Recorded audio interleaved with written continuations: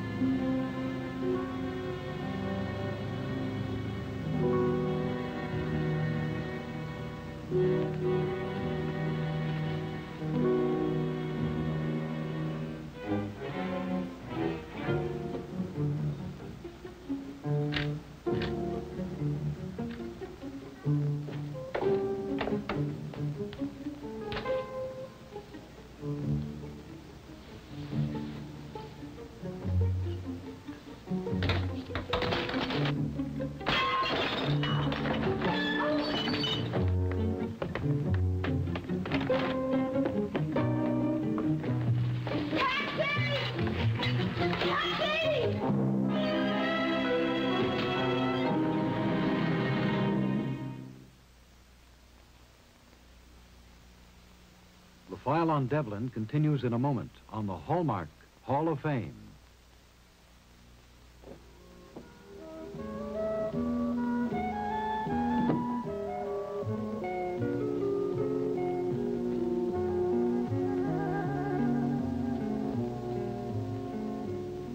I do hope you have a lovely Christmas, dear.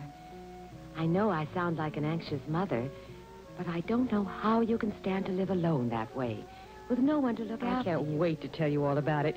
We'll be with this other couple for dinner first, and then afterwards we'll have time to really talk.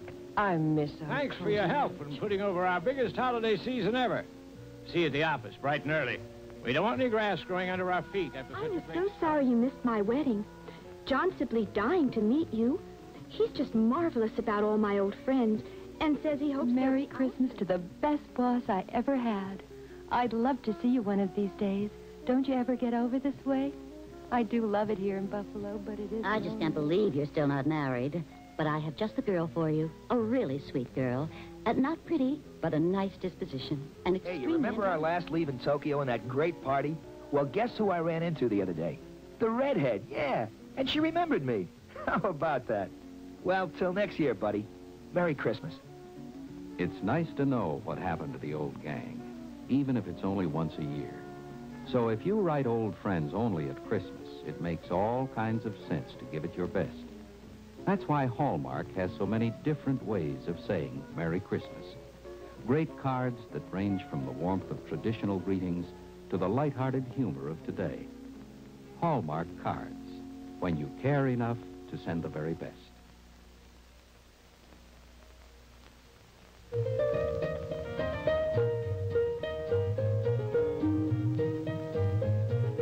To the person who gets all wrapped up in the spirit of Christmas, Hallmark extends a helping hand. This year, Hallmark wraps Christmas in a sweep of brilliant colors, startling depths of purples, scarlets, pinks, a glissando of green, a whole collection of paisleys, stripes, geometrics, and stained glass patterns borrowed from a Gothic cathedral. Exuberant niceties like great golden seals, a bright constellation of stars, a treasure of ancient Roman coins, and Renaissance portrait seals. And the happy uproar of pom-poms, yarns, trims, ribbons, and tags, all magnificently coordinated. A Hallmark Christmas is a beautiful commotion of color and design. After all, if you care enough to give a gift, you want to wrap it in the very best. Hallmark gift wraps at any fine store that features Hallmark.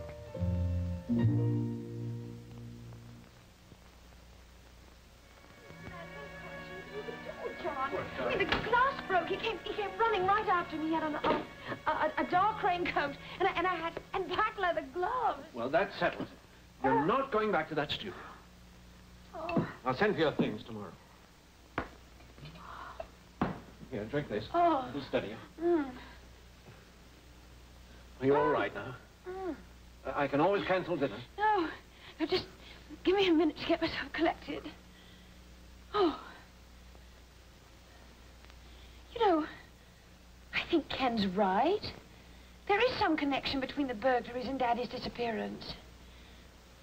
I mean, one thing's certain. Whoever it is, that's what he's after. Well, what use would an unpublished manuscript be to anyone? Besides, Canfield's the only other person who knows about it. You know, Ken has a theory. Sally, who precisely is Canfield? What do you mean? He's a writer, quite a good one, actually. He's taught at London University. He called you out of the blue, didn't he? Said he wanted to write a book about death. His publisher wrote me first. Oh? John, you're not seriously suggesting that Ken had anything to do with that man breaking in tonight? No, I'm not suggesting anything. I'm just saying you should be a bit more cautious. And whether you like it or not, Sally, I'm going to make a few inquiries.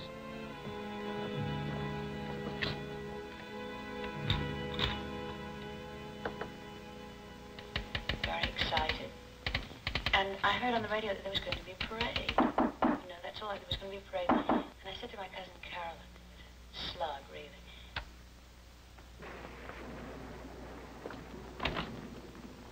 Lord Pomeroy. Oh, good evening. What a ridiculous statement. It's a monsoon. Yes, you are soaked. Here, let me take that. Thank you. Not a cab in sight, and the steps down to the tube were like Niagara. Well, take your shoes off. We can dry them by the fire. Oh, thank you. Oh. What a cozy little place you've got. Hard at work, I see, on the definitive life of Mr. Devlin. Yes, well, for the record, Sally Devlin's moved in with John Hayward. Yes, I know. A timely arrangement, don't you think? I mean, they are engaged. As a matter of fact, he's an old friend of mine. We belong to the same club. Play a lot of bridge together. He was asking about you last night. Oh? Plays the cards supremely well, but his bidding is a mystery to me. Well, any new developments? Yes, as a matter of fact, a rather bizarre discovery. About Devlin? Mrs. Devlin's protege, Hans Radler. Oh, what about him? Oh, I think I've got to sneeze. Bless you. Thank you. Do hope I'm not going to catch a cold. Well, how about a nice hot toddy? Oh, that'd be splendid. Couple of aspirins, too, if you can find them. Certainly. I'm so susceptible. What about Radler? Oh, he's a master of subterfuge. We peeled off more aliases than the skins of an onion to find...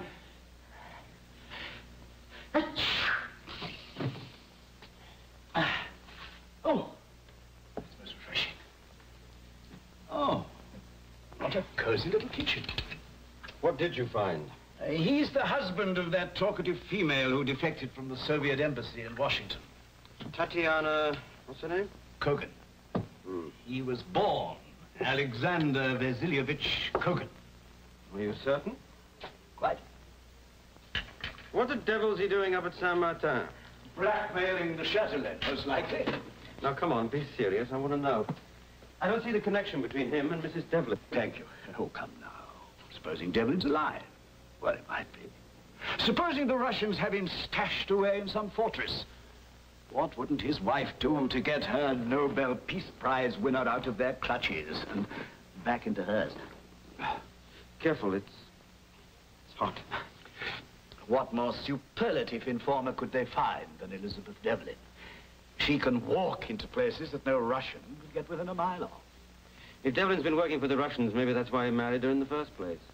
What a nasty mind you've got, dear boy. We must find out what's going on at Saint-Martin. Ever since Radler arrived there, the place has been shut up tighter than the proverbial drum. Sally Devlin must pay her stepmama a visit. Well, that's impossible. They can't stand one another. Then you must persuade her.